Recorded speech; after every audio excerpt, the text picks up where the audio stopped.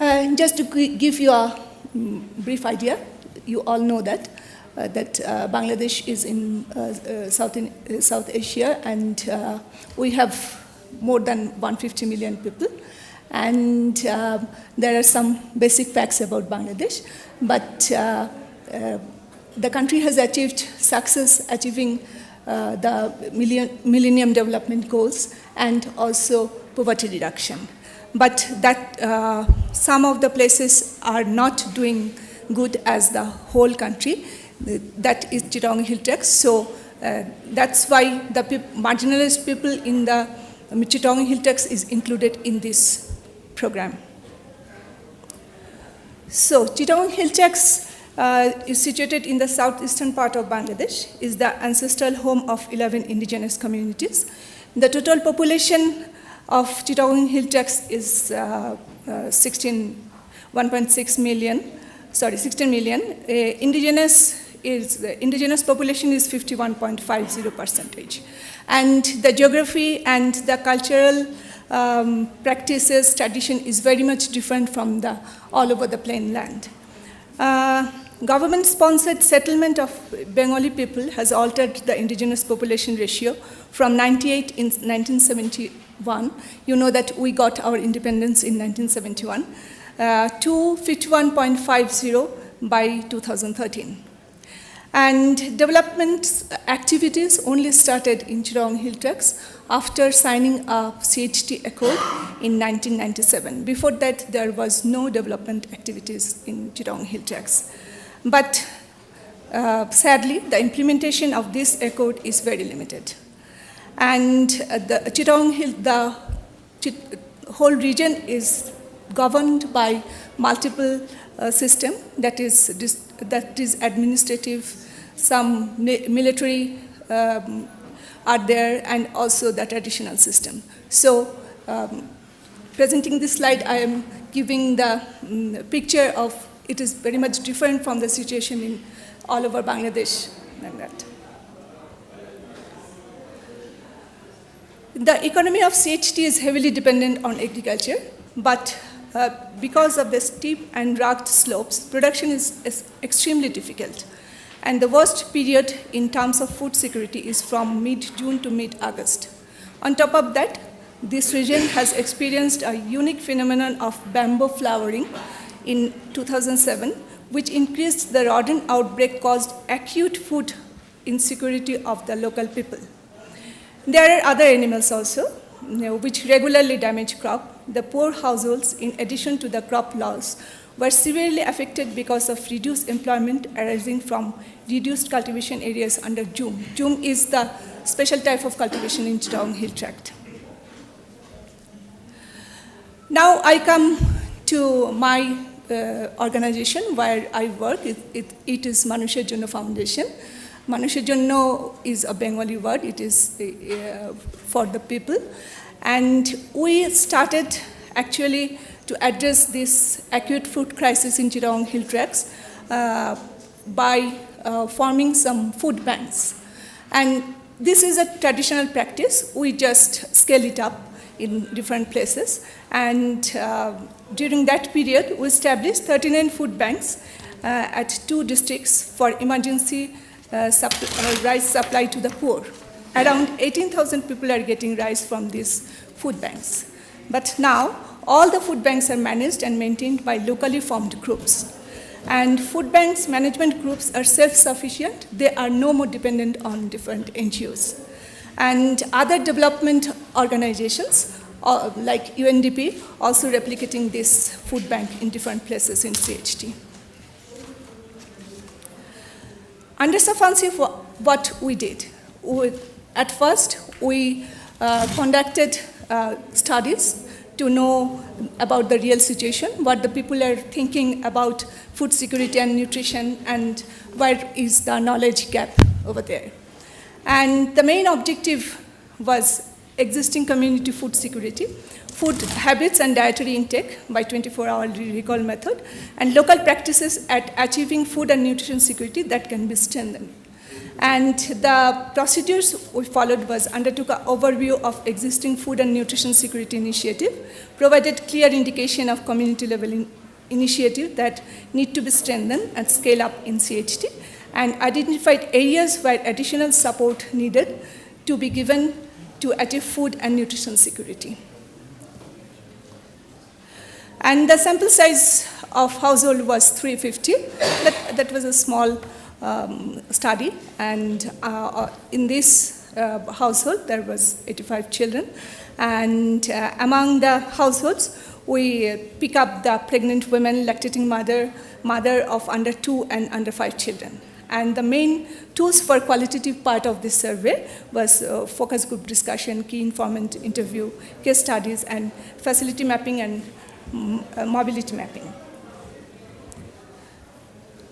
The findings of the study, I bring here only a few findings, and which are, I think, important.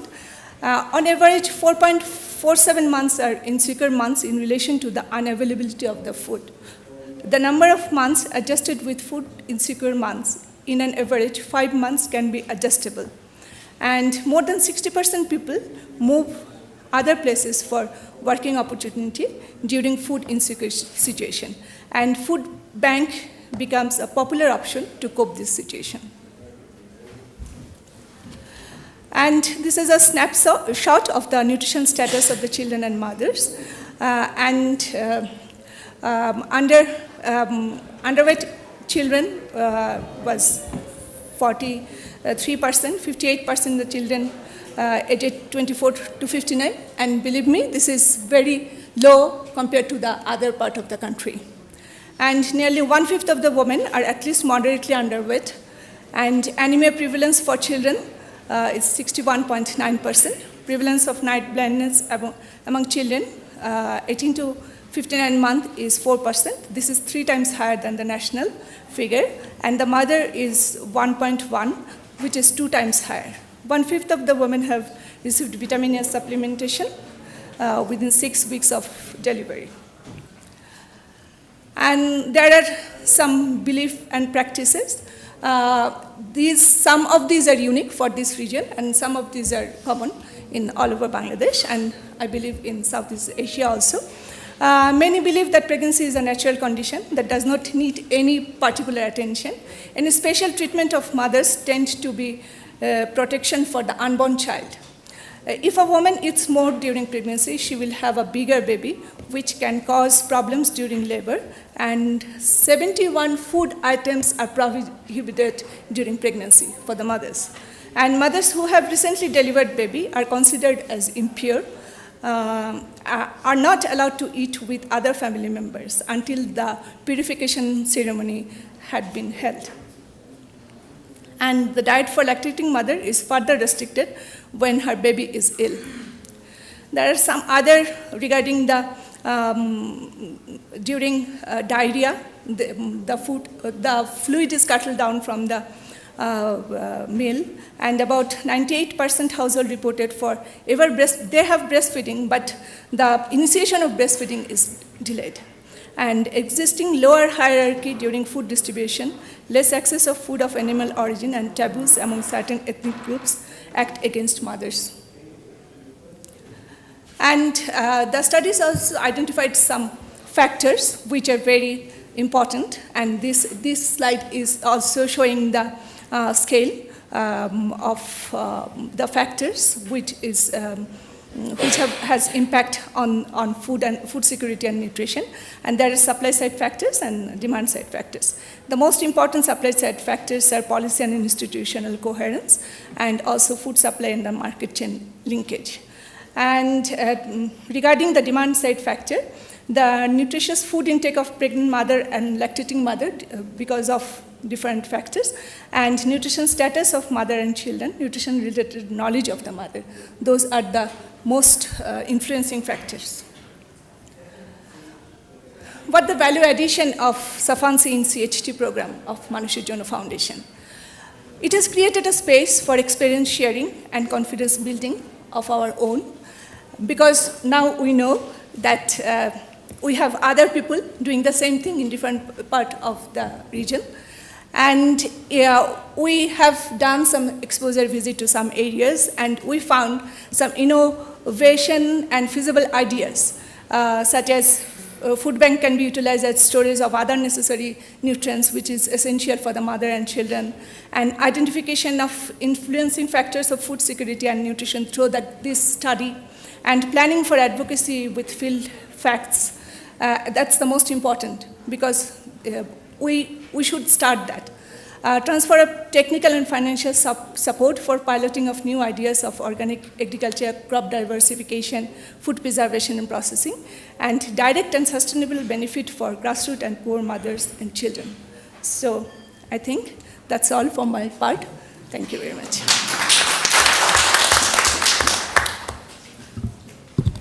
Okay, thank you very much, Shamim.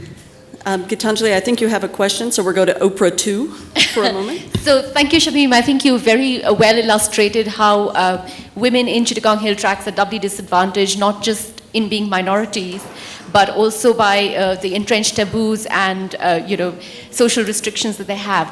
So my big question, and then we can just open it up, is if you would like to elaborate how you're actually working at the grassroots to work against these entrenched taboos and beliefs.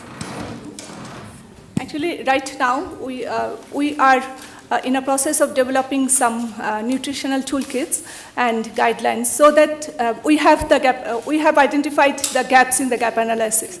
So if we can include that in the toolkits, and we have that communicable ways of transferring this to the mothers and also for their families, so I think that will solve the problem. And on the other hand, we are taking the government institution within us, so that they also know, and we also planning to train the government people, so that they can, because they are staying there, because NGOs will not stay there, so we are planning to involve them also. Thank you.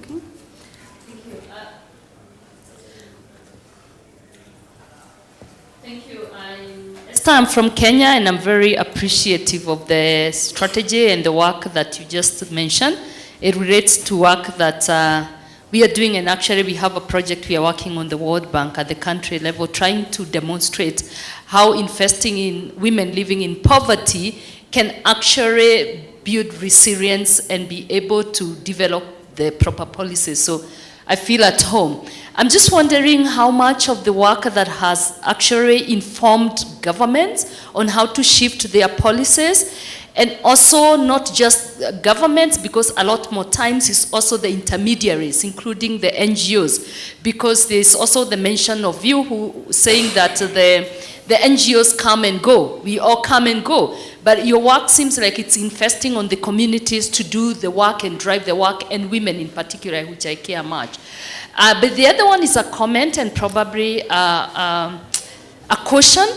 As we continue to support grassroots women and women living in poor communities to drive the leadership of development work, we need also to be conscious about the wording, because I think calling those women poor women, it makes them look as if they are passive actors. I think what we have been pushing for is emphasizing these are women who are living in poor conditions. They're not poor. That's why they have been able to do all this work. So in terms of naming and how we call them and how we call their situation, including the name of this workshop, it's very important we start being cautious, so that people can see these are actors with capacity, with lived knowledge that they are bringing on the table, and they are doing their work. Thank you. Okay. Yeah, okay. I think you are very right. We should, because they have different capacities, and we appreciate that actually we are encouraging them to bring back what they are practicing, because some of those are now nearly extinct. So that's the main mandate of this project, is bring back their practices. So you are very right. Thank you.